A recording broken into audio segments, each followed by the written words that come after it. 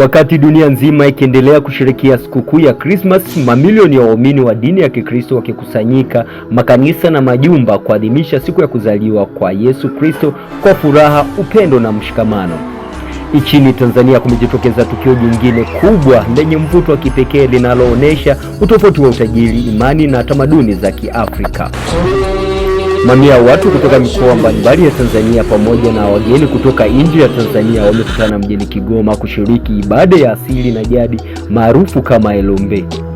Ibada hii ya kihistoria imefanyika kwa lengo la kuenzi mila na desturi za wazee wa kale, kuhusisha utambulisho wa asili pamoja na kuimarisha misingi ya umoja, upendo na amani ndani ya jamii.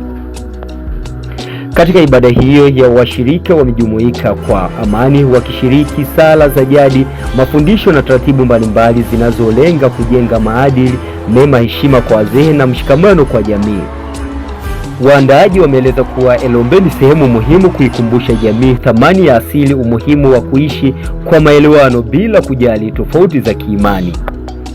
Wakati maelfu ya watu wakiendelea kusherehekea Christmas katika maeneo mbalimbali ya dunia, tukio la Elombe mjini Kigoma linaendelea kuvutia hisia za wengi, likionyesha kuwa amani, upendo na mshikamano vinaweza kuenzi kwa njia tofauti lakini kwa lengo moja tu.